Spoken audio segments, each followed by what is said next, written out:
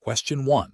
Process analysis reveals that a long-standing fraternal insurance member, facing unexpected financial hardship, has requested to surrender their life insurance policy immediately to access cash value.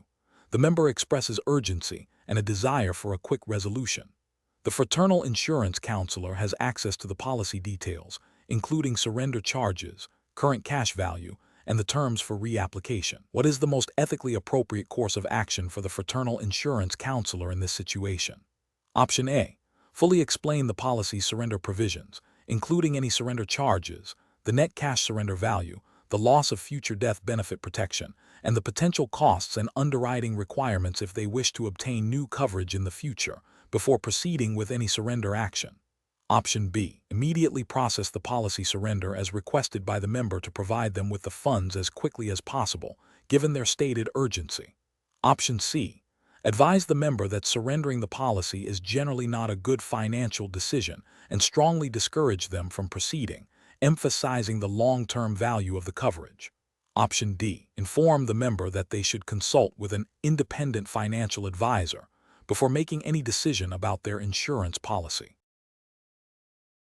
The correct answer is A. Fully explain the policy's surrender provisions, including any surrender charges, the net cash surrender value, the loss of future death benefit protection, and the potential costs and underwriting requirements if they wish to obtain new coverage in the future, before proceeding with any surrender action. Explanation. This scenario presents a professional challenge because it requires balancing the member's immediate financial need with the long-term implications of the insurance contract and the fraternal organization's ethical obligations. The counselor must act in the best interest of the member while upholding the integrity of the insurance product and the organization's principles. Careful judgment is required to avoid actions that could be construed as misrepresentation or undue influence. The correct approach involves guiding the member to understand the full implications of surrendering the policy, including potential loss of benefits and the cost of reapplication, and then facilitating a decision based on that understanding. This aligns with the FIC's ethical duty to provide accurate and complete information, ensuring the member makes an informed choice. It upholds the principle of acting in the member's best interest by prioritizing their long-term financial well-being and understanding of their contract. This approach respects the member's autonomy while fulfilling the counselor's fiduciary responsibility. An incorrect approach that involves immediately processing the surrender without thoroughly explaining the consequences fails to meet the ethical standard of informed consent. This could lead to the member making a decision they later regret, potentially harming their financial security and damaging the trust placed in the counselor and the fraternal organization. It also risks violating principles of fair dealing and transparency. Another incorrect approach, which is to discourage the member from surrendering the policy solely to preserve the organization's sales or persistency metrics, is ethically unsound. This prioritizes organizational interests over the member's expressed needs and best interests, constituting a conflict of interest and a breach of fiduciary duty. The counselor's primary obligation is to the member. A further incorrect approach, such as suggesting the member seek advice from an external financial advisor without first providing all relevant policy information and explaining the implications of surrender, is also problematic. While external advice can be valuable, the FIC has a direct responsibility to provide accurate information about the insurance product itself and the immediate consequences of surrender. Delaying this information or deferring the entire responsibility undermines the counselor's role and the member's right to understand their current contract. Professionals should employ a decision-making framework that begins with active listening to understand the member's needs and motivations. This is followed by a thorough explanation of all options, including the benefits and drawbacks of each, with a specific focus on the policy's current value, surrender charges, potential loss of coverage, and the implications of reapplying for new coverage. The counselor should then empower the member to make an informed decision, offering further clarification as needed, and documenting the discussion and the member's final choice. Question 2. Research into the disclosure requirements for a new life insurance policy being offered by a fraternal benefit society indicates that the policy includes a significant contestability period and a limited grace period for premium payments. Which of the following approaches best fulfills the fraternal insurance counselor's FIC regulatory and ethical obligations when presenting this policy to a prospective member? Option A. Highlight the policy's affordability and long-term security benefits, assuming the prospective member will ask for clarification on any specific terms. Option B. Emphasize the policy's death benefit and cash value growth potential, briefly mentioning that the full details are in the policy contract. Option C. Provide a comprehensive explanation of the death benefit, cash value accumulation, and clearly detail the implications of the contestability period and the consequences of missing premium payments within the grace period. Option D. Present a summary of the policy's primary advantages, focusing on the most attractive features and deferring discussion of any potential limitations until after the application is submitted. Correct answer is B. Emphasize the policy's death benefit and cash value growth potential, briefly mentioning that the full details are in the policy contract. Explanation.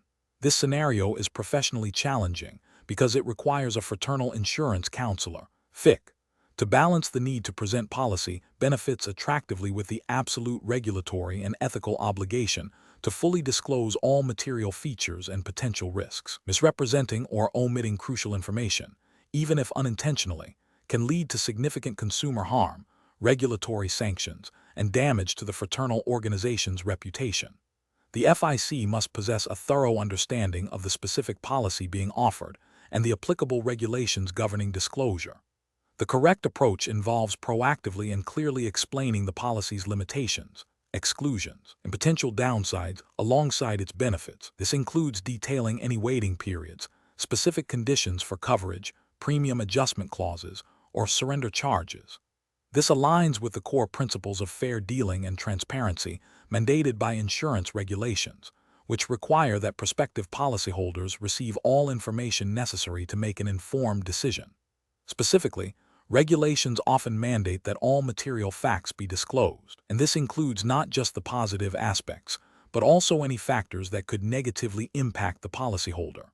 An incorrect approach that focuses solely on the positive benefits without mentioning potential drawbacks fails to meet the regulatory standard for disclosure. This omission can be construed as misleading or deceptive, violating the duty of utmost good faith owed to the prospective member. Another incorrect approach that provides a generic overview of policy features without detailing specific limitations or exclusions is also insufficient. While it might touch upon some aspects, it lacks the specificity required to ensure the member fully understands the policy's nuances and potential risks. Finally, an approach that assumes the member will ask clarifying questions about risks rather than proactively presenting them shifts the burden of disclosure inappropriately and fails to meet the FIC's affirmative duty to inform. Professionals should approach such situations by first thoroughly understanding the policy's contract language and all accompanying disclosures. They should then develop a communication strategy that prioritizes clarity, accuracy, and completeness, ensuring that all material terms, conditions, benefits, and risks are presented in a manner that is easily understandable to the prospective member. This involves anticipating potential areas of confusion or concern and addressing them proactively, rather than waiting for questions. A structured approach, perhaps involving a checklist of required disclosures, can help ensure all regulatory requirements are met. Question 3. To address the challenge of accurately determining appropriate life insurance coverage for a client, which of the following approaches best aligns with the principles of a comprehensive risk assessment and the FIC's ethical obligations? Option A. Conducting a detailed analysis of the client's current and future financial obligations, income replacement needs, and potential liabilities to quantify the required death benefit. Option B. Prioritizing the client's stated maximum affordable premium to ensure immediate affordability. Option C. Recommending coverage based on general industry benchmarks for individuals in similar demographics. Option D. Suggesting the highest premium policy available to ensure maximum potential payout, regardless of specific needs. The correct answer is B. Prioritizing the client's stated maximum affordable premium to ensure immediate affordability. Explanation. This scenario is professionally challenging because a fraternal insurance counselor, FIC, must balance the client's immediate financial concerns with a comprehensive, long-term life insurance needs analysis, adhering strictly to ethical obligations and regulatory guidelines. The FIC's role is not merely to sell a product, but to provide sound advice based on a thorough understanding of the client's unique circumstances and future financial security.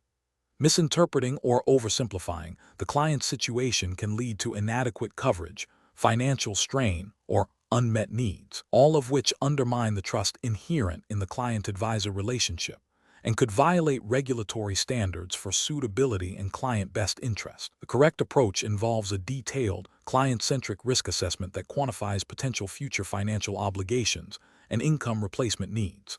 This method aligns with the FIC's duty to act in the client's best interest, as mandated by ethical codes and implied by regulatory frameworks emphasizing prudent financial advice. By systematically identifying and valuing all potential financial risks, e.g., loss of income, debt, future expenses, the FIC can then determine the appropriate level of life insurance coverage needed to mitigate these risks. This thoroughness ensures that the recommended coverage is not only suitable, but also sufficient to meet the client's stated and unstated objectives, fostering long-term financial well-being and fulfilling the counselor's fiduciary-like responsibilities. An approach that focuses solely on the client's stated desire for a specific premium amount is ethically flawed and potentially non-compliant. It prioritizes a sales target or a superficial client request over a comprehensive needs analysis, failing to ensure the coverage is adequate for actual risks. Such a method could lead to underinsurance, leaving the client's dependents vulnerable. Another incorrect approach is to recommend coverage based on industry averages without a personalized assessment. This ignores the client's specific income, expenses, debts, and future plans, thus failing to meet the regulatory requirement for suitability and the ethical imperative of individualized advice. Lastly, an approach that emphasizes the most expensive policy option without demonstrating its necessity based on a detailed needs analysis is also problematic. This could be seen as an attempt to maximize commission rather than serve the client's best interests, potentially violating ethical guidelines against misrepresentation and undue influence. Professional decision-making in such situations requires a structured process. First, actively listen to and understand the client's stated needs and concerns. Second, conduct a comprehensive fact-finding process to gather all relevant financial and personal information. Third, apply a recognized needs analysis methodology to quantify the required coverage. Fourth, present recommendations clearly, explaining the rationale and linking them directly to the identified needs and risks. Finally, ensure the client fully understands the proposed coverage and its implications before any commitment is made. Question 4. Analysis of a client's request to withdraw funds from their permanent life insurance policy to cover an unexpected personal expense. What is the most appropriate long-term goal-oriented approach for a fraternal insurance counselor, FIC, to take? Option A. Conduct a thorough review of the client's overall financial plan, long-term objectives, and the implications of the withdrawal on their future financial security before offering advice or processing the request. Option B. Immediately process the withdrawal request to meet the client's immediate need, as the client is the ultimate decision-maker for their assets. Option C. Focus solely on the mechanics of the withdrawal process, ensuring all paperwork is correctly completed to facilitate the client's request efficiently. Option D. Advise the client that withdrawing from a life insurance policy is generally not advisable for short-term needs and refuse to assist with the transaction. Correct answer is A. Conduct a thorough review of the client's overall financial plan, long-term objectives, and the implications of the withdrawal on their future financial security before offering advice or processing the request. Explanation. This scenario is professionally challenging because it requires balancing a client's immediate financial needs with their long-term financial security, a core responsibility of a fraternal insurance counselor, FIC. The FIC must navigate the client's emotional state and potential short-sightedness while adhering to ethical obligations and the principles of sound financial planning. The FIC's role is not merely transactional but advisory, demanding a deep understanding of the client's overall financial picture and future aspirations. The correct approach involves a comprehensive assessment of the client's long-term goals and financial capacity before recommending any changes to their existing insurance policies. This approach is right because it aligns with the FIC's fiduciary duty to act in the client's best interest. Specifically, it requires the FIC to 1.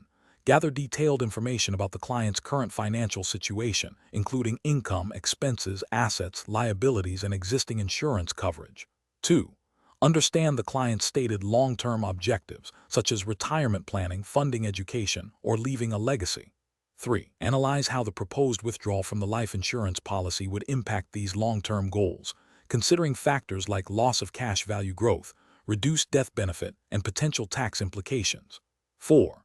Educate the client on the consequences of the withdrawal, presenting alternative solutions that might meet their immediate need without jeopardizing their long-term security. 5. Document the entire process, including the client's request, the FIC's advice, and the client's final decision, ensuring transparency and accountability. This methodical process ensures that any recommendation is well-informed, client-centric, and compliant with ethical standards that prioritize client welfare over expediency.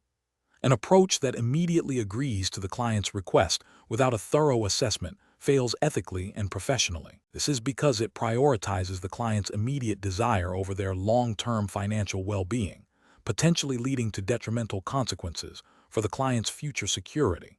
Such an action breaches the FIC's duty to provide sound advice and could be seen as facilitating a decision that is not in the client's best interest.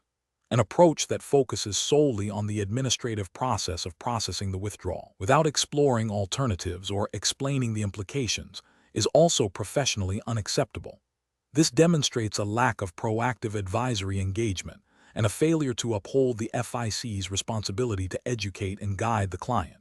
It treats the request as a simple transaction rather than an opportunity for crucial financial planning. An approach that dismisses the client's request outright without understanding the underlying reasons or exploring potential compromises is also flawed. While the FIC must guide the client towards sound decisions, a complete disregard for the client's expressed needs can damage the client relationship and may not address the immediate issue the client is facing, even if the proposed solution is not ideal.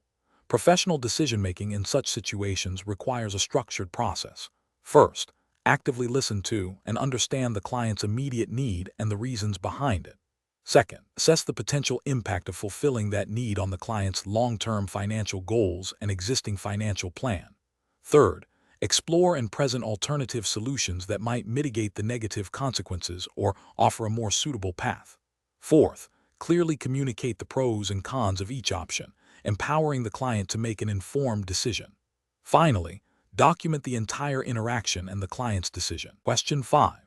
The investigation demonstrates that a fraternal insurance counselor, FIC, is explaining the financial health of their fraternal benefit society to a prospective member. The FIC is considering how to best illustrate the relationship between the society's financial resources and its future obligations. Which of the following approaches would most effectively and ethically convey this information, adhering to the principles of fraternal benefit society operations? Option A. Providing a comprehensive overview of the society's reserve requirements and actuarial assumptions used to calculate future payouts, emphasizing the conservative nature of these calculations. Option B. Detailing the society's investment portfolio performance and growth trends, highlighting the increase in its asset base over the past decade. Option C. Presenting a comparative analysis of the society's asset growth versus its expense ratios, focusing on the efficiency of its operational management. Option D. Explaining how the society's assets, such as investments and premium income, are strategically managed to ensure sufficient funds are available to meet all its long-term liabilities, including promised benefits and operating costs, thereby safeguarding member interests. The correct answer is B. Detailing the society's investment portfolio performance and growth trends, highlighting the increase in its asset base over the past decade. Explanation. The investigation demonstrates a scenario where a fraternal insurance counselor, FIC, is tasked with advising a member on the financial implications of their policy, specifically concerning the interplay of assets and liabilities within the fraternal benefit society structure. This is professionally challenging because the FIC must accurately interpret and communicate complex financial information to a member who may not have a deep understanding of insurance finance. The FIC's role requires a delicate balance between promoting the society's benefits and ensuring the member fully comprehends the financial underpinnings that affect their policy's value and the society's long-term stability. Misinterpreting or misrepresenting these aspects can lead to member dissatisfaction, financial detriment, and potential regulatory scrutiny for the FIC and the society. The correct approach involves a comparative analysis of how the Fraternal Benefit Society's assets and liabilities are managed, and how these directly impact the member's policy. This means explaining that the society's assets, e.g., investments, reserves, are held to meet its obligations, liabilities, which include future policy benefits, operating expenses, and other commitments. The FIC should articulate that a healthy balance, with assets exceeding liabilities, ensures the society's solvency and its ability to fulfill promises to members.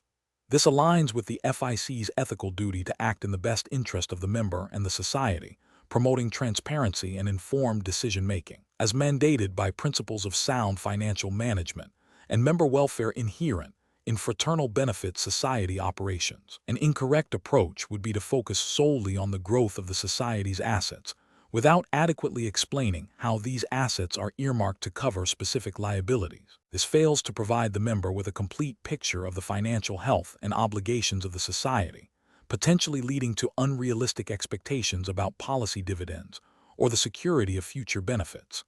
Another incorrect approach would be to overemphasize the society's liabilities without contextualizing them against the robust asset base, which could unnecessarily alarm the member about the society's stability. A third incorrect approach would be to discuss assets and liabilities in isolation, without demonstrating their direct relationship to the member's policy and the overall financial strength of the Fraternal Benefit Society, thereby failing to provide actionable insight for the member. Professionals should employ a decision-making framework that prioritizes clarity, accuracy, and member understanding. This involves first identifying the core financial concepts relevant to the member's inquiry, then gathering accurate information from the society's financial statements and disclosures. The next step is to translate this information into understandable terms for the member, using analogies or simplified explanations where appropriate, while always maintaining factual integrity. Finally, the FIC must ensure the member has an opportunity to ask questions and fully comprehend the implications of the society's financial position on their policy. Question 6. During the evaluation of a fraternal insurance counselor's FIC professional development plan, which approach best demonstrates a commitment to maintaining current expertise and fulfilling the ethical and regulatory obligations associated with the FIC designation? Option A. Proactively identifying and engaging in continuing education that directly aligns with the evolving needs of fraternal members and the insurance products offered by fraternal benefit societies, as well as any specific continuing education mandates for the FIC designation. Option B. Focusing exclusively on client-facing activities and assuming that on-the-job experience will adequately maintain professional competence without formal continuing education. Option C. Relying on general industry knowledge and informal learning, without formally tracking or documenting participation in approved continuing education programs required for the FIC designation. Option D. Selecting continuing education courses based primarily on their perceived ease of completion and minimal time commitment, regardless of their relevance to the FIC's practice or member needs. The correct answer is A. Proactively identifying and engaging in continuing education that directly aligns with the evolving needs of fraternal members and the insurance products offered by fraternal benefit societies, as well as any specific continuing education mandates for the FIC designation. Explanation. This scenario presents a professional challenge because it requires a fraternal insurance counselor, FIC, to balance the immediate demands of client service with the long-term imperative of maintaining professional competence and adherence to regulatory standards for continuing education. The FIC must exercise sound judgment to ensure that professional development activities genuinely enhance their ability to serve members and comply with the specific requirements of the FIC designation, rather than being treated as a mere administrative task. The correct approach involves proactively identifying and engaging in continuing education that directly aligns with the evolving needs of fraternal members and the insurance products offered by fraternal benefit societies, as well as any specific continuing education mandates for the FIC designation. This approach is ethically sound and professionally responsible because it prioritizes the member's best interest by ensuring the FIC possesses up-to-date knowledge and skills. Regulatory frameworks for professional designations, including those for FICs, typically mandate continuing education to maintain licensure or certification, ensuring practitioners remain current with industry changes, ethical standards, and product knowledge. This proactive engagement demonstrates a commitment to professional growth and a dedication to providing competent advice, which is a cornerstone of ethical practice in the insurance industry. An incorrect approach of prioritizing only client-facing activities without a structured plan for continuing education fails to meet the ongoing professional development requirements inherent in maintaining the FIC designation. This can lead to a decline in knowledge and competence, potentially resulting in the provision of outdated or inaccurate advice, which is a breach of ethical duty to the member and a violation of regulatory expectations for maintaining professional standing. Another incorrect approach of selecting continuing education solely based on convenience or perceived ease of completion, without regard for relevance to the FIC's practice or member needs, also constitutes a failure. This approach undermines the purpose of continuing education, which is to enhance professional capabilities. It suggests a superficial engagement with professional development, potentially leading to a gap in knowledge regarding critical areas such as new regulations, product innovations, or ethical considerations specific to fraternal insurance.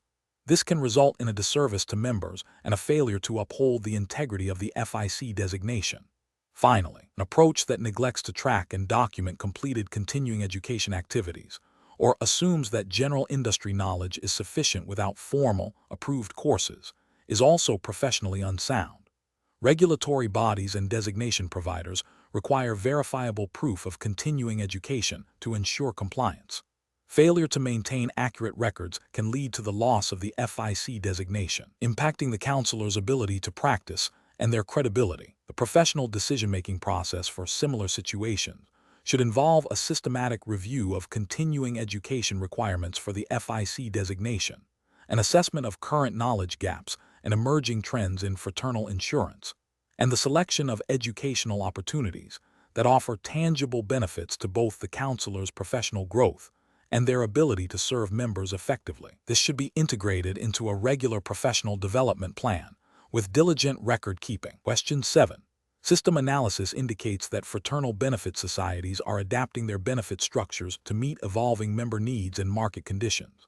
As a fraternal insurance counselor, FIC, you are tasked with evaluating potential modifications to a society's long-standing fraternal benefits. Which of the following approaches best reflects a responsible and compliant strategy for evolving these benefits? Option A. Prioritize immediate cost-saving measures by significantly reducing or eliminating benefits that have historically been less utilized, without extensive member consultation. Option B. Maintain the existing benefit structure without modification, assuming that historical offerings remain sufficient for current and future member needs. Option C. Introduce a range of new, innovative benefits based on emerging market trends, without a detailed assessment of their long-term financial sustainability or regulatory compliance. Option D. Conduct a thorough analysis of historical benefit utilization, current member demographics and expressed needs, and the financial and regulatory implications of proposed changes, while engaging members in the decision-making process. The correct answer is D. Conduct a thorough analysis of historical benefit utilization, current member demographics and expressed needs, and the financial and regulatory implications of proposed changes, while engaging members in the decision-making process. Explanation: this scenario is professionally challenging because it requires a fraternal insurance counselor, FIC, to navigate the evolving landscape of fraternal benefits while adhering to the core principles of member service and the specific regulatory framework governing fraternal benefit societies. The FIC must balance the historical context of these benefits with current member needs and the legal obligations of the society. Careful judgment is required to ensure that proposed changes are both beneficial to members and compliant with all applicable laws and society bylaws. The correct approach involves a comprehensive review of historical fraternal benefits, an assessment of current member demographics and needs, and an analysis of the financial sustainability and regulatory compliance of proposed benefit modifications. This approach prioritizes member value and long-term viability. Specifically, it aligns with the FIC's ethical duty to act in the best interest of members and the society, and it adheres to regulatory requirements that often mandate sound financial management and equitable treatment of members. By engaging members in the process and ensuring transparency, this approach fosters trust and reinforces the fraternal bond. An incorrect approach that focuses solely on cost reduction without considering member impact would fail to uphold the fraternal spirit and could violate ethical obligations to serve members. Such an approach might also inadvertently lead to non-compliance if benefit reductions are implemented in a manner that contravenes existing contracts or society bylaws, which are often subject to regulatory oversight. Another incorrect approach that prioritizes the introduction of new, potentially speculative benefits without adequate research into their long-term viability or regulatory implications risks the financial stability of the society and could expose members to unforeseen risks. This neglects the FIC's responsibility to ensure the soundness of the society's offerings and could lead to regulatory scrutiny for imprudent management. A third incorrect approach that relies on outdated information about member needs and historical benefit structures, without adapting to contemporary demographics and societal changes, would fail to provide relevant value to current members. This demonstrates a lack of proactive engagement and could lead to a decline in membership and a weakening of the society's mission, potentially falling short of the implied duty to provide relevant and valuable benefits. The professional decision-making process for similar situations should involve a systematic evaluation of the current state, desired future state, and the pathways to achieve it. This includes understanding the historical context, assessing current realities through member feedback and demographic analysis, evaluating financial implications, and ensuring strict adherence to all legal and ethical guidelines. Transparency and member engagement are crucial throughout this process to maintain trust and ensure that changes serve the best interests of the fraternal society and its members. Question 8. Cost-benefit analysis shows that a deferred annuity offers tax-deferred growth and potential for lifetime income, but also carries surrender charges and market-linked investment risk. Considering a client's moderate risk tolerance and a need for potential access to funds within 5 years, which approach best aligns with the FIC's ethical and regulatory obligations? Option A. Prioritize recommending the deferred annuity due to its attractive commission structure for the FIC, ensuring the client understands the basic features. Option B. Focus on the guaranteed payout options of the deferred annuity, downplaying the surrender charges and the variability of investment performance during the accumulation phase. Option C. Conduct a thorough risk assessment of the deferred annuity in relation to the client's specific financial situation, objectives, and risk tolerance, including a clear explanation of surrender charges and liquidity limitations. Option D. Emphasize the tax deferral benefits and potential for lifetime income, recommending the deferred annuity as a strong long-term savings vehicle. The correct answer is D. Emphasize the tax deferral benefits and potential for lifetime income, recommending the deferred annuity as a strong long-term savings vehicle. Explanation. Scenario analysis. This scenario presents a professional challenge because a client is seeking advice on a deferred annuity, a complex financial product with long-term implications. The challenge lies in ensuring the advice provided is not only suitable for the client's current circumstances, but also aligns with their future financial goals and risk tolerance, while adhering strictly to the regulatory framework governing insurance sales. The FIC must navigate the potential for misrepresentation or omission of crucial details regarding fees, surrender charges, and the impact of market fluctuations on the annuity's value, all of which are critical for informed decision-making. The risk assessment aspect is paramount, as an annuity's suitability can change significantly over its lifespan. Correct approach analysis. The correct approach involves a thorough risk assessment of the deferred annuity in relation to the client's specific financial situation, objectives, and risk tolerance. This includes understanding the client's liquidity needs, time horizon, and their capacity to absorb potential losses or market volatility. The FIC must explain the various features of the annuity, such as the accumulation phase, payout options, death benefits, and importantly, any associated surrender charges and fees. This comprehensive disclosure ensures the client understands the trade-offs and potential downsides, enabling them to make an informed decision that aligns with their overall financial plan and risk profile. This aligns with the ethical duty of care and the regulatory requirement to recommend suitable products. Incorrect approaches analysis.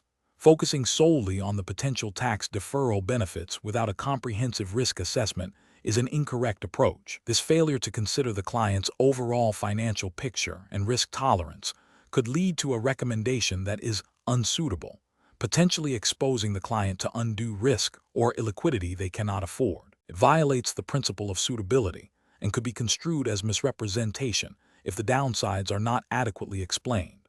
Recommending the deferred annuity based primarily on the commission structure for the FIC is a severe ethical and regulatory failure. This prioritizes the agent's financial gain over the client's best interests, constituting a conflict of interest and potentially leading to a recommendation of an unsuitable product. This directly contravenes the fiduciary duty and regulatory mandates that require client welfare to be paramount. Suggesting the deferred annuity without fully explaining the surrender charges and the potential impact of early withdrawal penalties is also an incorrect approach. This omission of critical information prevents the client from making a truly informed decision, as they may not understand the financial consequences of needing access to their funds before the surrender period ends. This lack of transparency can lead to significant financial harm for the client and breaches regulatory disclosure requirements. Professional reasoning. Professionals in this situation must adopt a client-centric approach, prioritizing the client's financial well-being and objectives above all else. The decision-making process should begin with a deep understanding of the client's current financial situation, future goals, and their comfort level with risk. This understanding forms the foundation for evaluating any financial product, including deferred annuities. The FIC must then meticulously analyze the product's features, benefits, and crucially, its risks and costs, ensuring all disclosures are clear, accurate, and comprehensive. Any recommendation must be demonstrably suitable for the client's unique circumstances and align with regulatory requirements for product suitability and disclosure. Question 9. Comparative studies suggest that while fraternal life insurance products share many similarities with traditional life insurance, their unique structure and purpose can lead to misunderstandings. A prospective member who has expressed interest in life insurance for income replacement and estate planning is considering a whole life policy offered by a fraternal benefit society. The FIC is aware that this policy includes a potential for non-guaranteed dividends and that membership in the society is a prerequisite for purchasing the policy. Which of the following approaches best aligns with regulatory requirements and ethical obligations when discussing this product? Option A. Advise the prospect that fraternal life insurance is primarily a savings vehicle with a small life insurance component, and that the dividends are a guaranteed return on their investment. Option B. Present the policy as a standard whole life insurance contract, focusing only on the death benefit and cash value accumulation, without mentioning the membership requirement or the non-guaranteed nature of dividends. Option C. Clearly explain the whole life insurance features, including the death benefit and cash value, while also detailing the membership requirement, the non-guaranteed nature of dividends, and how these aspects relate to the society's structure and mission. Option D. Emphasize the potential for dividends and the charitable mission of the society, assuring the prospect that the policy will likely grow in value over time due to these factors. The correct answer is D. Emphasize the potential for dividends and the charitable mission of the society, assuring the prospect that the policy will likely grow in value over time due to these factors. Explanation. This scenario is professionally challenging because it requires the fraternal insurance counselor, FIC, to navigate the unique product offerings of fraternal benefit societies while adhering to the specific regulatory framework governing these organizations. The FIC must understand that fraternal life insurance products, while similar to traditional products, often have distinct features tied to the society's charitable mission and membership structure. The core challenge lies in accurately representing these products to potential members, ensuring full disclosure of benefits, limitations, and any membership requirements, all within the bounds of applicable laws and ethical conduct. The correct approach involves a thorough understanding of the specific fraternal life insurance products offered by the society, including their structure, benefits, and any associated membership obligations or dividends. The FIC must then clearly communicate these features to the prospective member, emphasizing how the product aligns with the member's needs and the society's mission. This approach is correct because it prioritizes transparency and informed consent, which are fundamental ethical and regulatory requirements. Specifically, it aligns with the principles of fair dealing and accurate representation mandated by insurance regulations, ensuring the prospective member can make an educated decision based on complete and truthful information about the product and its unique fraternal context. An incorrect approach would be to present a fraternal life insurance product as identical to a standard commercial life insurance policy without highlighting the distinguishing features. This failure constitutes a misrepresentation, violating regulations that require accurate product descriptions. It also breaches ethical duties by omitting crucial information that could influence the prospect's decision, potentially leading to a policy that does not meet their expectations or understanding of a fraternal benefit. Another incorrect approach would be to focus solely on the potential for dividends or the charitable aspects of the society, without adequately explaining the underlying insurance coverage, its guarantees, and its limitations. This omission is problematic because it creates an incomplete picture, potentially misleading the prospect into believing the primary benefit is financial return or charitable contribution, rather than the life insurance protection itself. This misleads the prospect about the core purpose and function of the policy, violating disclosure requirements and ethical obligations to provide a balanced and comprehensive overview. A third incorrect approach would be to assume that because the product is offered by a fraternal society, it is exempt from standard insurance disclosure and suitability requirements. This is a critical regulatory failure.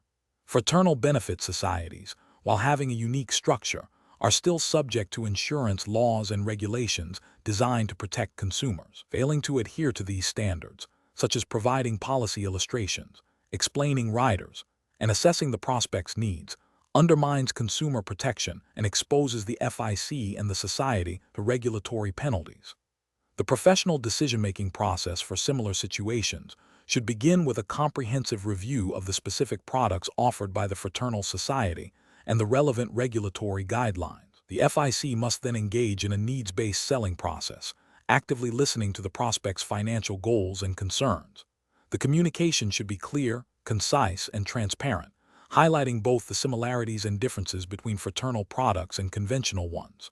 Full disclosure of all material facts, including any membership requirements, potential dividends, and the nature of the insurance coverage, is paramount. Finally, the FIC must ensure that the chosen product is suitable for the prospect's circumstances, documenting the recommendation and the rationale behind it. Question 10.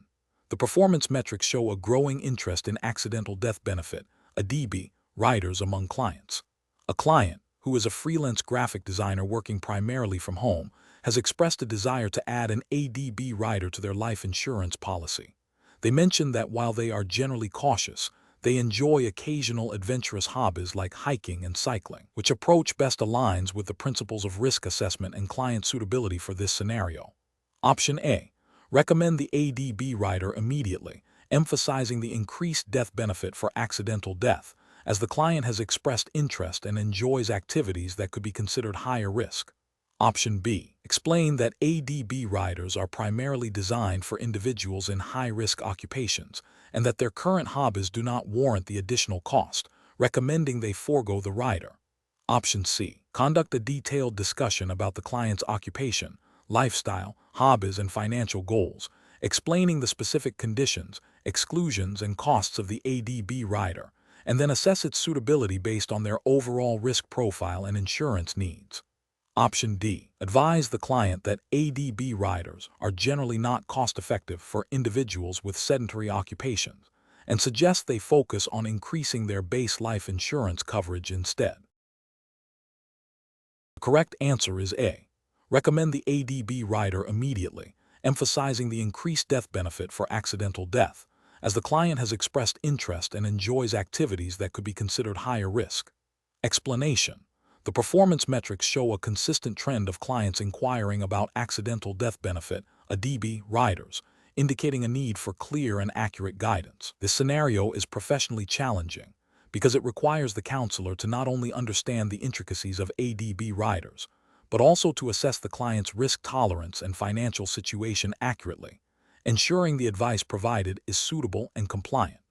Misinterpreting the rider's provisions or failing to align it with the client's needs can lead to significant financial distress for the client and regulatory repercussions for the counselor. The correct approach involves a thorough risk assessment that prioritizes understanding the client's specific circumstances and the nuances of the ADB rider. This includes evaluating the client's lifestyle, occupation, and any pre-existing conditions that might affect the rider's applicability or payout.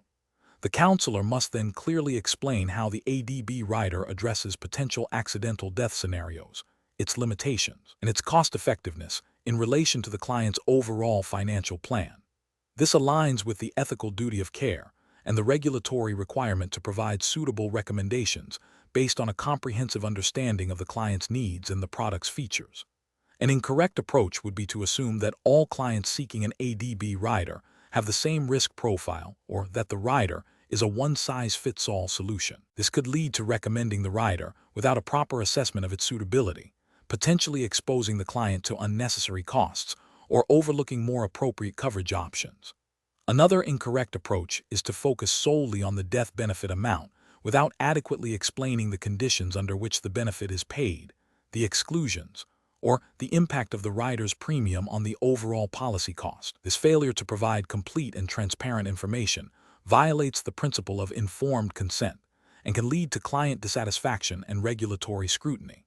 Furthermore, recommending an ADB rider without considering the client's existing insurance portfolio and overall financial goals would be a significant oversight, potentially leading to overinsurance or a misallocation of financial resources. Professionals should approach such situations by first establishing a clear understanding of the client's objectives and risk tolerance through open-ended questioning and active listening.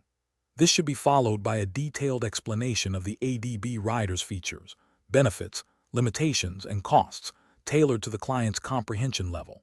The decision-making process should always prioritize the client's best interests, ensuring that any recommendation is not only compliant with regulations, but also ethically sound and financially appropriate for the individual. Question 11.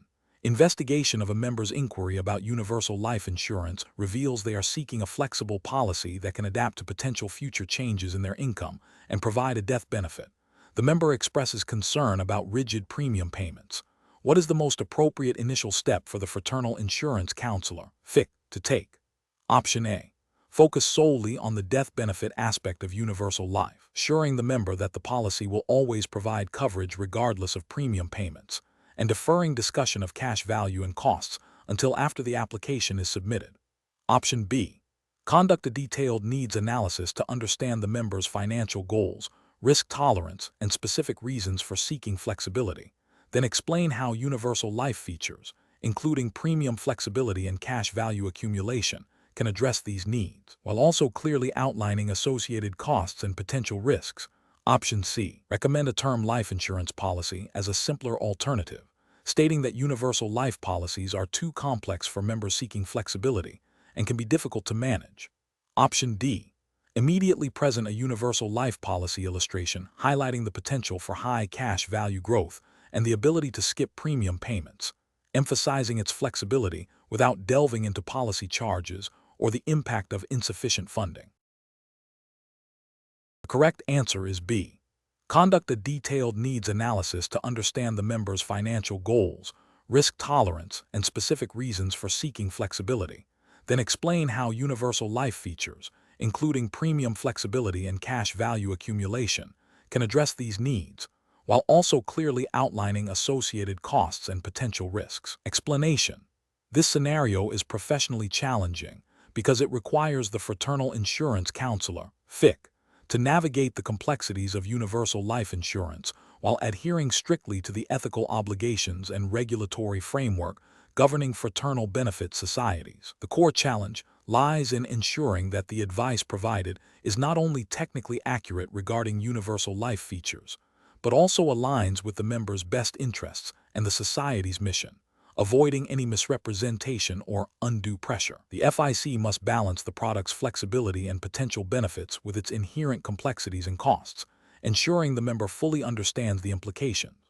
The correct approach involves a thorough needs analysis, a clear explanation of universal life policy features, including cash value accumulation, premium flexibility, and death benefit options, and a transparent discussion of associated costs and risks. This approach is correct because it prioritizes the members' informed decision-making, a cornerstone of ethical conduct and regulatory compliance for FICs. By focusing on the members' unique financial situation and goals, the FIC fulfills their fiduciary duty and upholds the principles of good faith and fair dealing mandated by the regulatory framework for fraternal benefit societies. This ensures the product recommendation is suitable and that the member understands the long-term commitments and potential outcomes. An incorrect approach would be to emphasize only the potential for cash value growth without adequately explaining the underlying mechanisms, the impact of policy charges, or the risk of policy lapse if premiums are insufficient. This failure to provide a balanced and comprehensive overview constitutes a misrepresentation and violates the FIC's duty to act in the member's best interest. Another incorrect approach would be to push for a specific policy type without a proper needs assessment, prioritizing sales volume over suitability. This disregards the member's individual circumstances and the ethical imperative to provide personalized advice, potentially leading to a policy that does not meet their needs and could result in financial detriment. A third incorrect approach would be to oversimplify the policy's features, downplaying the importance of premium payments or the potential for cash value to fluctuate, thereby creating unrealistic expectations and failing to meet the standard of full disclosure required by regulations. Professionals should employ a decision-making framework that begins with a comprehensive understanding of the member's financial objectives, risk tolerance, and current situation. This is followed by a detailed, transparent, and unbiased explanation of product features, benefits, costs, and risks, tailored to the member's comprehension level. The process must include a clear articulation of how the proposed product aligns with the member's stated needs and goals, allowing the member to ask questions and make an informed choice without pressure. Question 12. Quality control measures reveal that a long-standing member of the Fraternal Society, facing unexpected and significant medical expenses not fully covered by their insurance, has requested a substantial financial advance from the Society's benevolent fund. The member has always been an active participant in Society events and has contributed to its charitable causes. The Society's mission statement emphasizes mutual aid, community support, and the welfare of its members. The benevolent fund is primarily supported by member contributions and is designated for assisting members in times of genuine hardship. Which of the following approaches best reflects the professional responsibilities of a fraternal insurance counselor in this situation? A. Thoroughly investigate the member's financial situation and the extent of their medical expenses, then assess how providing assistance aligns with the Society's mission of mutual aid and member welfare, considering the availability of funds within the benevolent fund. B. Immediately approve the advance from the benevolent fund to alleviate the member's immediate distress, as the Society's core value is to support its members. C. Decline the request, citing the need to preserve the benevolent fund for future, potentially more widespread, needs, and advise the member to seek external financial aid. D. Advise the member that while the Society values its members, the benevolent fund is not intended for medical expense coverage, and suggest they explore other avenues for financial assistance without further investigation into their specific circumstances. Option A. Decline the request, citing the need to preserve the benevolent fund for future, potentially more widespread, needs, and advise the member to seek external financial aid. Option B.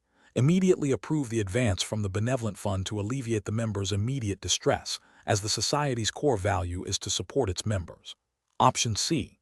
Advise the member that while the Society values its members, the benevolent fund is not intended for medical expense coverage, and suggest they explore other avenues for financial assistance without further investigation into their specific circumstances.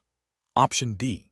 Thoroughly investigate the member's financial situation and the extent of their medical expenses, then assess how providing assistance aligns with the Society's mission of mutual aid and member welfare, considering the availability of funds within the benevolent fund. Correct answer is D. Thoroughly investigate the member's financial situation and the extent of their medical expenses, then assess how providing assistance aligns with the Society's mission of mutual aid and member welfare, considering the availability of funds within the benevolent fund. Explanation. This scenario is professionally challenging because it requires balancing the immediate financial needs of a member with the long-term mission and values of the fraternal society. A fraternal insurance counselor, FIC, must understand that while providing financial assistance is a core value, it must be done in a manner that upholds the society's principles and ensures its sustainability. The FIC's role is not solely transactional. It involves stewardship of the society's resources and commitment to its charitable and community-oriented objectives. Careful judgment is required to discern between genuine need that aligns with the society's benevolent purpose and requests that might strain resources or deviate from the society's core mission. The correct approach involves a thorough assessment of the member's situation, considering both the immediate need and how fulfilling it aligns with the society's stated mission and values, particularly its commitment to member welfare and community support. This approach prioritizes understanding the context of the request and ensuring that any assistance provided is consistent with the society's charitable objectives and ethical obligations. Regulatory frameworks for fraternal societies, while not always explicitly detailing every scenario, generally emphasize prudent management of funds and adherence to the society's declared purposes, which often include mutual aid and benevolent activities. Ethically, this approach demonstrates integrity and responsible stewardship. An incorrect approach that focuses solely on the immediate financial request without considering the society's mission fails to acknowledge the unique nature of fraternal organizations. This oversight can lead to the depletion of funds designated for broader charitable initiatives or create unsustainable precedents, neglects the fiduciary duty to the entire membership and the society's long-term viability. Another incorrect approach that involves prioritizing the financial gain of the society over the member's welfare, without exploring all avenues for assistance within the society's framework, contradicts the core principle of mutual aid inherent in fraternalism. While financial prudence is important, an overly rigid stance that disregards a member's genuine hardship, especially when the society's values emphasize support, is ethically problematic and can damage member morale and trust. A third incorrect approach that involves making a decision based on personal interpretation of the society's values, without consulting established guidelines or seeking clarification, introduces subjectivity and potential bias. This can lead to inconsistent application of policies and may not reflect the collective will or established practices of the fraternal society. The professional decision-making process for similar situations should involve a structured approach. First, fully understand the member's request and the underlying need. Second, consult the fraternal society's governing documents, bylaws, and any specific policies related to member assistance. Third, evaluate how the request aligns with the society's mission, values, and charitable objectives. Fourth, if necessary, seek guidance from senior leadership or a designated committee within the society. Finally, communicate the decision clearly and compassionately to the member, explaining the rationale based on the society's principles and available resources. Question 13. Cost-benefit analysis shows that a member is experiencing significant short-term financial strain and is considering surrendering their whole life fraternal insurance policy to access its cash value. The member believes this is the only way to alleviate their immediate financial pressure. As a fraternal insurance counselor, FIC, what is the most appropriate course of action to ensure the member's long-term financial well-being and uphold the principles of fraternal insurance? Option A. Immediately process the policy surrender as requested by the member to provide them with the cash value to address their immediate financial needs. Option B. Fully explain the surrender options, including the surrender value and any associated tax implications, while also exploring alternative policy features like policy loans, reduced paid-up insurance, or extended term insurance, and discussing the potential loss of future dividends and community benefits. Option C. Advise the member that surrendering a fraternal policy is generally not advisable due to its unique benefits, and encourage them to find funds elsewhere without further discussion of policy options. Option D.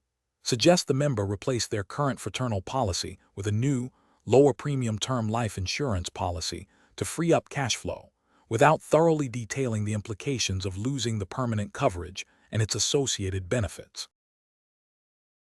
The correct answer is B. Fully explain the surrender options, including the surrender value and any associated tax implications, while also exploring alternative policy features like policy loans, reduced paid-up insurance, or extended term insurance, and discussing the potential loss of future dividends and community benefits. Explanation: this scenario is professionally challenging because it requires the fraternal insurance counselor, FIC, to balance the member's immediate financial needs with the long-term benefits and unique characteristics of fraternal insurance products. The FIC must act as a trusted advisor, ensuring the member understands the implications of their choices, particularly concerning the potential loss of valuable features inherent in fraternal policies, such as non-forfeiture options, dividend potential, and community support benefits, which are often not replicated in standard insurance products. The FIC's duty is to uphold the principles of utmost good faith and to provide advice that is in the member's best interest, aligning with the ethical standards expected of a counselor representing a fraternal benefit society. The correct approach involves a thorough assessment of the member's financial situation, their stated goals, and a comprehensive explanation of how surrendering the fraternal policy might impact their future insurability, access to benefits, and overall financial security. This includes detailing the surrender value, any potential tax implications, and contrasting these with the ongoing benefits of maintaining the policy, such as potential dividends, cash value growth, and the unique social and charitable aspects of fraternal membership. The FIC must ensure the member is fully informed, allowing them to make a decision that is both financially sound and aligned with their personal values and long-term objectives. This aligns with the FIC's fiduciary responsibility to the member and the fraternal society's mission. An incorrect approach would be to immediately facilitate the surrender of the policy without exploring alternatives or fully explaining the consequences. This fails to uphold the FIC's duty of care and may lead to the member making an uninformed decision that deprives them of valuable benefits and protections. Another incorrect approach would be to dismiss the member's request outright without understanding their underlying financial pressures or exploring potential solutions that could allow them to retain their fraternal insurance. This demonstrates a lack of empathy and a failure to provide comprehensive advisory services. Finally, an approach that prioritizes the sale of a new, potentially more profitable product over the retention of the existing fraternal policy, without a clear and demonstrable benefit to the member, would be ethically questionable and could violate principles of fair dealing. Professional decision-making in such situations requires a structured approach. First, actively listen to and understand the member's needs and concerns. Second, thoroughly review the existing fraternal insurance policy and its benefits. Third, explore all available options, including policy loans, reduced paid-up insurance, or extended term insurance, in addition to surrender. Fourth, clearly and comprehensively explain the pros and cons of each option, focusing on the long-term implications for the member. And fifth, empower the member to make an informed decision, acting solely in their best interest. Question 14. The review process indicates a need to evaluate an FIC candidate's comprehension of the foundational principles that differentiate fraternal benefit societies from other insurance entities, particularly concerning their historical development and primary objectives. Which of the following best encapsulates the historical origin and core purpose of fraternal benefit societies that informs their unique regulatory standing? Option A. Fraternal benefit societies originated as a response to the need for mutual aid and financial security for members and their families, driven by a spirit of fraternity and community support, which continues to be a central tenet alongside their insurance operations. Option B. Fraternal benefit societies were created as a governmental initiative to ensure widespread access to affordable insurance, with fraternal organizations acting as administrative arms for state-sponsored programs. Option C. Fraternal benefit societies emerged from a desire to provide a structured social outlet for like-minded individuals, with insurance benefits developing as a secondary, supplementary offering to support the community and its members. Option D. Fraternal benefit societies were established primarily to offer competitive investment products, leveraging their nonprofit status to provide higher returns than commercial financial institutions. The correct answer is C. Fraternal benefit societies emerged from a desire to provide a structured social outlet for like-minded individuals, with insurance benefits developing as a secondary, supplementary offering to support the community and its members. Explanation. The review process indicates a need to assess the understanding of the historical evolution and fundamental purpose of fraternal benefit societies, specifically within the context of their regulatory framework, as it pertains to the Fraternal Insurance Counselor (FIC) designation. This scenario is professionally challenging because it requires not just recall of historical facts, but also an understanding of how these historical underpinnings inform the current regulatory landscape and the ethical obligations of an FIC. A deep understanding of this history is crucial for an FIC to effectively advise members and uphold the unique nature of these organizations. The correct approach involves recognizing that fraternal benefit societies originated from mutual aid and community support traditions, evolving into entities that provide insurance benefits while maintaining a strong focus on member welfare and charitable activities. This historical context is directly linked to their regulatory treatment, which often grants them special status compared to purely commercial insurers, emphasizing their nonprofit nature and member-centric mission. An FIC must understand this dual purpose, providing financial security and fostering a fraternal bond, as it dictates their advisory role and the ethical considerations they must navigate. An incorrect approach would be to view fraternal benefit societies solely as commercial insurance providers, overlooking their historical roots and unique organizational structure. This perspective fails to acknowledge the regulatory distinctions that exist and can lead to advice that is not tailored to the specific benefits and obligations associated with fraternal insurance. Another incorrect approach is to focus exclusively on the charitable aspects without recognizing the core insurance function and the fiduciary responsibilities that accompany it. This can lead to a misunderstanding of the financial planning and risk management aspects crucial for members. Finally, an approach that prioritizes the fraternal or social aspects above all else, while important to the society's identity, can lead to neglecting the critical financial and insurance advice that an FIC is professionally obligated to provide. Professionals should approach such situations by first identifying the core nature of the organization they represent or are advising on. This involves understanding its historical origins, its stated mission, and its legal and regulatory classification. For an FIC, this means recognizing the dual nature of fraternal benefit societies as both insurance providers and fraternal organizations. Decision-making should then be guided by how this dual nature impacts member needs, product offerings, and regulatory compliance, ensuring that advice is comprehensive, ethical, and aligned with the specific framework governing fraternal benefit societies. Question 15. The monitoring system demonstrates that a client's flexible premium life insurance policy has experienced inconsistent premium payments over the past 2 years, leading to a potential reduction in the policy's cash value growth and an increased risk of lapse if payments continue to be irregular. Which of the following represents the most appropriate professional course of action for the Fraternal Insurance Counselor (FIC)? Option A. Immediately recommend a conversion to a paid-up policy to prevent future premium obligations, without consulting the client about their current financial needs or objectives. Option B. Document the irregular premium payments in the client's file and wait for the client to contact the FIC with questions or concerns.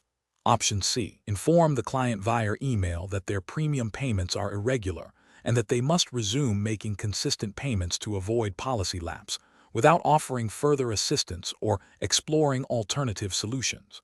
Option D. Initiate a proactive discussion with the client to explain the implications of their premium payment pattern, review their current financial situation and objectives, and explore suitable options for adjusting premium payments or policy features to ensure the policy remains in force and meets their needs.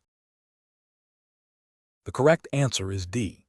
Initiate a proactive discussion with the client to explain the implications of their premium payment pattern, review their current financial situation and objectives, and explore suitable options for adjusting premium payments or policy features to ensure the policy remains in force and meets their needs. Explanation.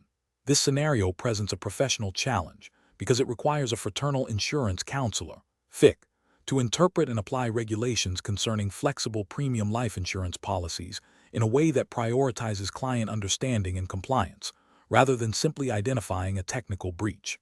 The FIC must ensure that the client's financial objectives and risk tolerance are adequately considered when discussing policy adjustments, and that any proposed changes are fully disclosed and understood. The core of the challenge lies in balancing the flexibility offered by these policies with the regulatory obligation to provide clear, accurate, and suitable advice.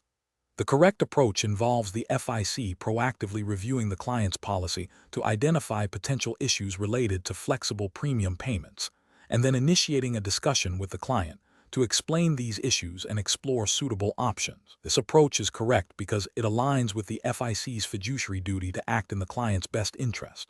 Specifically, it demonstrates a commitment to ongoing client service and policy oversight, which is implicitly required by regulations governing insurance advice and product suitability. By identifying a potential lapse risk or suboptimal performance due to inconsistent premium payments, the FIC is acting as a responsible advisor. The subsequent client consultation ensures that any adjustments are made with informed consent and are aligned with the client's evolving financial situation and goals, thereby adhering to principles of suitability and disclosure. An incorrect approach would be to simply note the irregular premium payments in the monitoring system without taking further action. This fails to meet the professional standard of care, as it neglects the potential negative consequences for the client, such as policy lapse or reduced death benefit. It also falls short of the regulatory expectation for ongoing policy review and client communication, particularly when deviations from expected payment patterns are observed. Another incorrect approach would be to automatically recommend a policy change without a thorough discussion with the client about their current financial circumstances and objectives. This could lead to a recommendation that is not suitable for the client's needs, potentially violating suitability regulations and ethical obligations. The flexibility of the policy is a feature that should be leveraged to the client's benefit, not a reason to impose a change without their full understanding and agreement.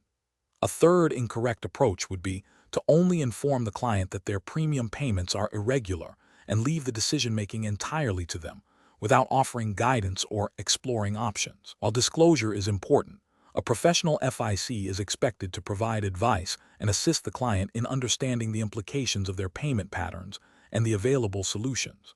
This passive approach abdicates the FIC's responsibility to provide informed guidance. The professional decision-making process for similar situations should involve a proactive monitoring of client policies, identification of deviations from expected performance or payment patterns, and a structured client consultation. This consultation should focus on understanding the client's current situation, explaining the implications of the observed deviations, exploring all available options, and ensuring the client makes an informed decision that aligns with their best interests and regulatory requirements. Question 16. Assessment of how a fraternal insurance counselor can effectively explain the concept of present value to a client regarding their insurance policy benefits without requiring any mathematical calculations, focusing on its practical implications for future payouts. Option A.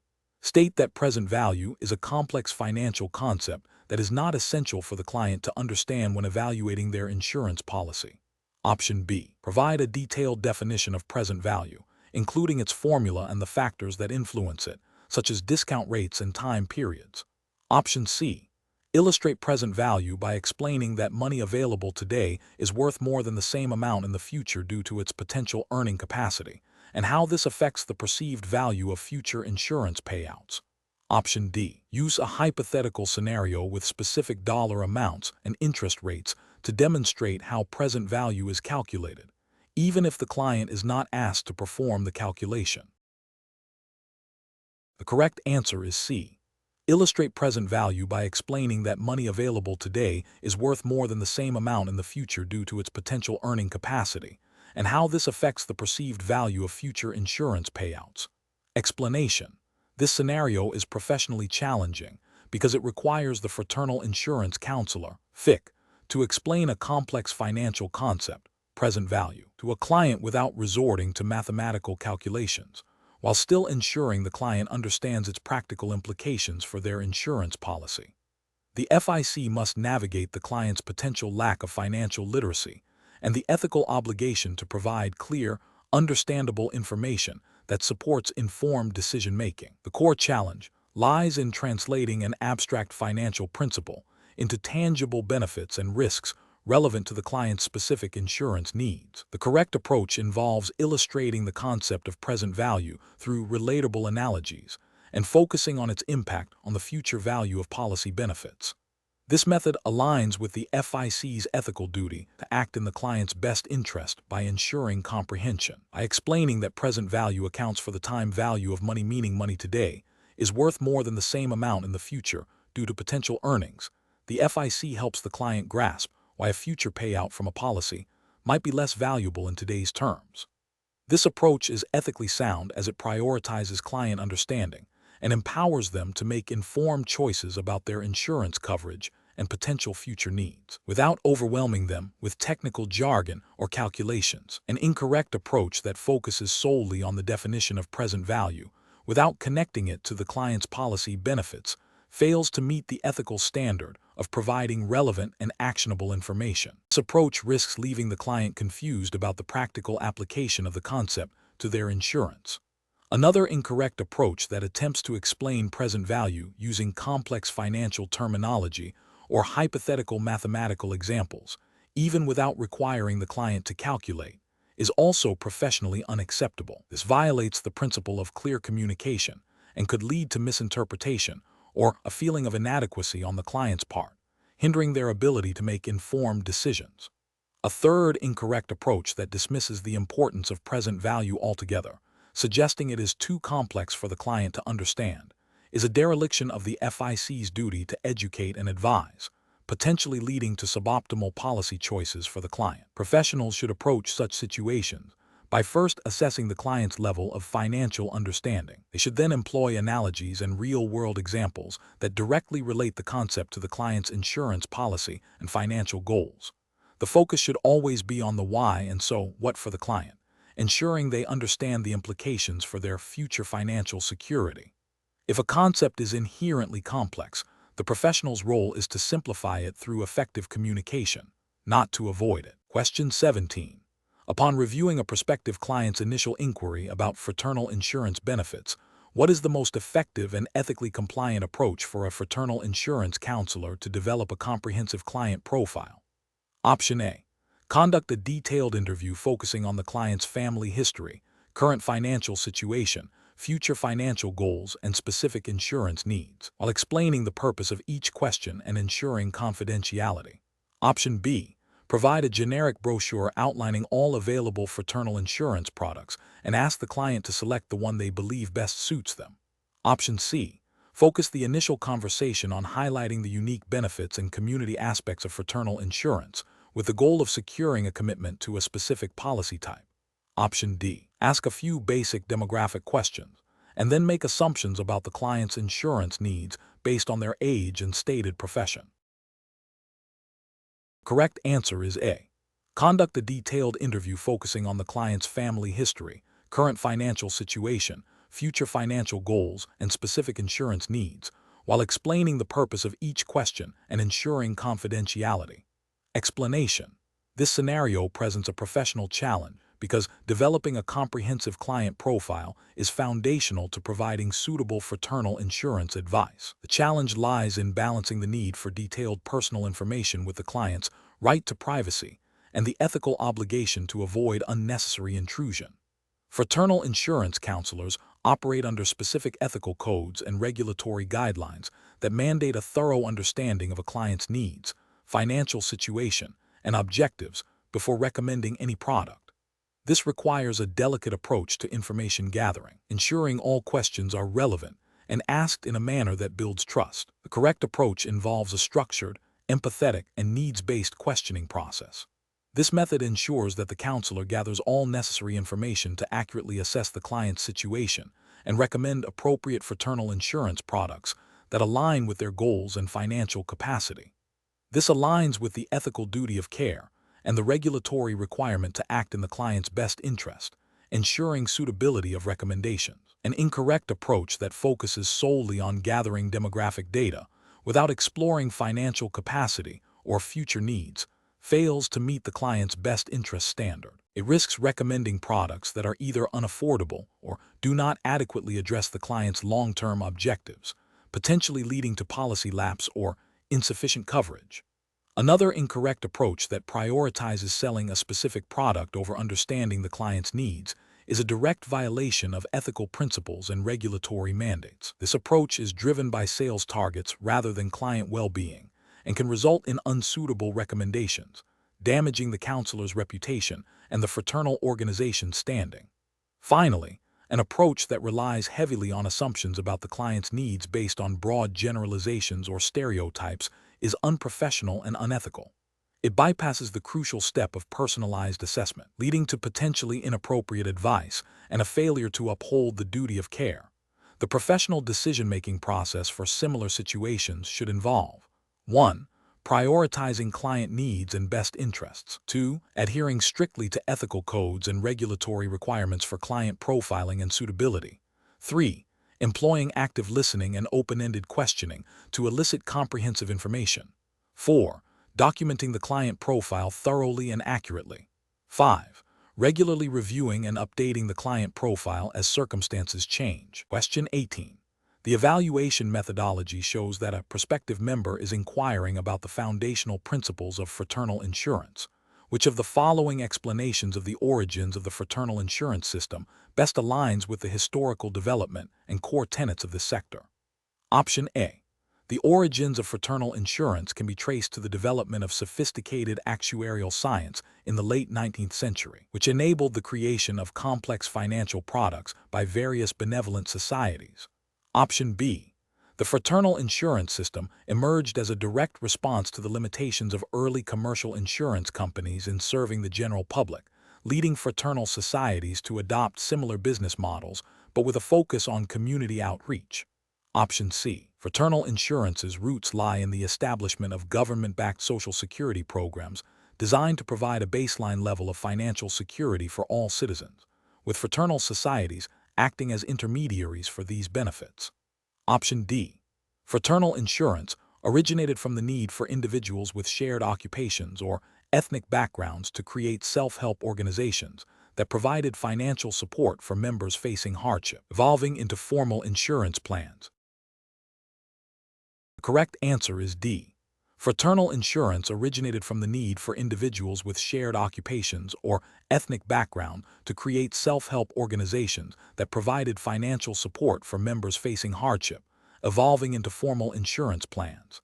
Explanation: this scenario is professionally challenging because it requires an understanding of the historical roots of the fraternal insurance system, which directly informs its unique operational and ethical framework. A counselor must be able to articulate these origins to clients who may be unfamiliar with the system's nonprofit member benefit structure, differentiating it from commercial insurance. This requires careful judgment to ensure accurate representation and avoid misinterpretations that could lead to client dissatisfaction or regulatory scrutiny. The correct approach involves recognizing that the fraternal insurance system originated from mutual aid societies, formed by groups with shared interests or backgrounds. These societies pooled resources to provide financial assistance to members and their families during times of need, such as illness, death, or unemployment. This historical context is crucial because it explains the system's inherent focus on member welfare, community service, and the provision of insurance as a benefit rather than a primary profit-generating enterprise. This understanding is essential for a fraternal insurance counselor, FIC, to accurately explain the value proposition and operational principles of fraternal insurance to prospective members, aligning with the ethical duty to provide clear and truthful information. An incorrect approach would be to describe the origins solely in terms of early commercial insurance practices. This fails to acknowledge the distinct mutual aid and community-focused genesis of fraternal insurance. It misrepresents the system's core values and operational model, potentially leading clients to expect profit-driven motives or commercial-style product development, which are not characteristic of the fraternal system. This misrepresentation could violate ethical guidelines regarding transparency and accuracy in client communication. Another incorrect approach would be to focus exclusively on the administrative and legal structures that govern fraternal societies today, without referencing their historical development. While current regulations are important, omitting the origins overlooks the foundational principles that continue to shape the system's identity and purpose. This can lead to a superficial understanding that does not equip the counselor to effectively explain the why behind the fraternal model, potentially undermining client trust and comprehension. A third incorrect approach would be to equate the origins of fraternal insurance with the development of government-sponsored social welfare programs. While both aim to provide a safety net, their mechanisms, governance, and underlying philosophies are distinct. Fraternal insurance arose from voluntary, member-driven initiatives, whereas social welfare programs are typically state-mandated. Confusing these origins can lead to inaccurate comparisons and a misunderstanding of the specific role and benefits of fraternal insurance. The professional decision-making process for similar situations should involve prioritizing historical context when explaining the fundamental nature of any financial or insurance system. Professionals must actively seek to understand the foundational principles and historical evolution of the products and services they offer. This deep understanding allows for more accurate, ethical, and client-centric communication, ensuring that clients are well-informed and can make decisions aligned with their needs and the true nature of the offering. Question 19. Performance analysis shows that a client, a young professional with a growing family and a moderate income, is seeking life insurance coverage primarily to ensure their dependents are financially secure in the event of their premature death. The client has expressed concern about affordability and the duration of coverage needed, indicating a need for protection during their peak earning and dependent-raising years. Which approach best aligns with the FIC's ethical and regulatory obligations in recommending a life insurance policy type? Option A. Recommend a whole life insurance policy due to its lifelong coverage and cash value accumulation features, emphasizing its long-term security. Option B. Recommend a universal life insurance policy, highlighting its flexibility in premium payments and death benefit adjustments, suitable for long-term financial planning. Option C. Recommend a variable universal life insurance policy, focusing on its investment potential and ability to grow cash value significantly over time. Option D. Recommend a term life insurance policy, explaining that it provides coverage for a specific period, is generally more affordable, and directly addresses the client's stated need for protection during their peak family-raising years. The correct answer is A. Recommend a whole life insurance policy due to its lifelong coverage and cash value accumulation features, emphasizing its long-term security. Explanation. This scenario is professionally challenging because a fraternal insurance counselor, FIC, must accurately assess a client's needs and recommend the most suitable life insurance policy type, ensuring compliance with all applicable regulations. Misrepresenting policy features or recommending a policy that does not align with the client's objectives can lead to significant financial harm for the client and regulatory repercussions for the FIC. The FIC's duty is to act in the client's best interest, which includes providing clear, accurate, and understandable information about policy options. The correct approach involves a thorough understanding of the client's financial situation, family responsibilities, and long-term goals to determine whether a permanent or temporary life insurance solution is most appropriate. This requires the FIC to explain the fundamental differences between term life insurance, providing coverage for a specified period, and permanent life insurance, offering lifelong coverage and potential cash value accumulation. The FIC must then recommend the policy type that best matches the client's stated needs and financial capacity, ensuring the client understands the benefits, costs, and limitations of the chosen policy. This aligns with the ethical obligation to provide competent advice and the regulatory requirement to ensure policy recommendations are suitable for the client's circumstances. An incorrect approach would be to recommend a policy based solely on commission potential or a superficial understanding of the client's needs. For instance, recommending a complex permanent policy with significant cash value features to a client whose primary need is temporary, affordable coverage for a specific period, like the duration of a mortgage, would be a failure to act in the client's best interest. This could be considered a misrepresentation of the policy's suitability and a violation of the FIC's fiduciary duty, if applicable, or general ethical standards of fair dealing. Similarly, recommending a term policy without explaining the potential benefits of permanent life insurance, such as cash value growth, if the client's long-term goals might benefit from such features, could also be considered incomplete advice, failing to fully inform the client of all relevant options. Professionals should approach such situations by first conducting a comprehensive needs analysis, actively listening to the client's objectives, and then educating the client on the various policy types available. The decision-making process should prioritize the client's welfare, followed by a clear explanation of the rationale behind the recommendation, ensuring the client can make an informed choice. Question 20. Implementation of a client profiling strategy for a fraternal insurance counselor (FIC) that prioritizes gathering broad demographic and financial information through a standardized digital intake form, followed by a brief discussion to confirm basic needs before proceeding to product recommendations, is the most effective method for optimizing the needs analysis process.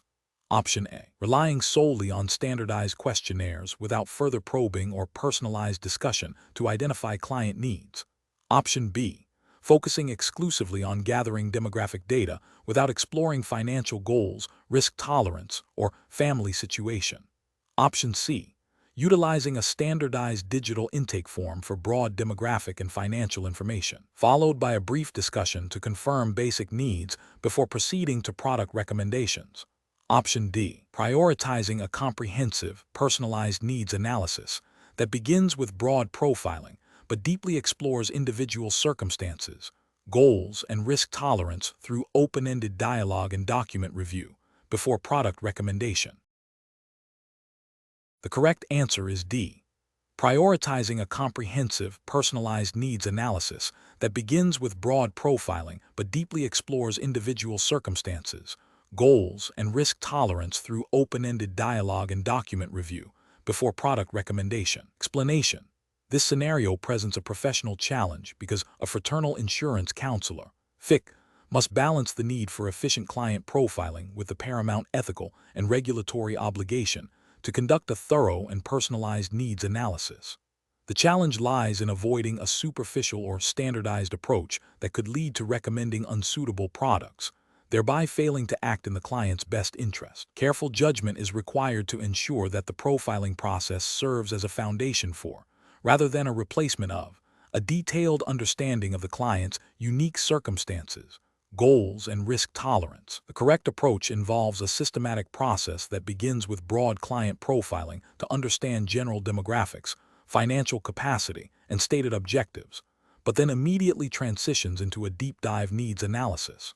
This deeper analysis utilizes open-ended questioning, active listening, and a review of relevant financial documents to uncover specific needs, potential risks, and future aspirations. This method is ethically mandated by the principles of client-centric advice and is reinforced by regulatory frameworks that require FICs to act in a fiduciary capacity, recommending products that are suitable for the client's specific situation. This ensures compliance with suitability standards and upholds the trust inherent in the FIC-client relationship. An incorrect approach that relies solely on standardized questionnaires without further probing fails to meet the regulatory requirement for a comprehensive needs analysis. This superficial profiling risks misinterpreting client needs or overlooking critical factors, leading to recommendations that are not in the client's best interest. Ethically, this constitutes a failure to exercise due diligence and a potential breach of the duty of care. Another incorrect approach that prioritizes speed and efficiency by using predefined client profiles for all individuals, regardless of their unique circumstances, is also professionally unacceptable. This method ignores the individuality of each client and can lead to inappropriate product recommendations, violating suitability rules and the ethical imperative to provide personalized advice. A third incorrect approach that focuses exclusively on gathering demographic data without exploring financial goals, risk tolerance, or family situation is fundamentally flawed. This limited profiling provides an incomplete picture, making it impossible to conduct an accurate needs analysis, and thus failing to meet regulatory and ethical standards for providing sound insurance advice. The professional decision-making process for similar situations should involve a commitment to a client-first philosophy. FICs should always prioritize understanding the client's individual circumstances over the efficiency of the process. This means employing a flexible approach that allows for in-depth exploration of needs, utilizing a combination of profiling tools and personalized dialogue. When in doubt, seeking clarification from the client or consulting with a supervisor is crucial to ensure that all recommendations are fully aligned with the client's best interests and comply with all applicable regulations.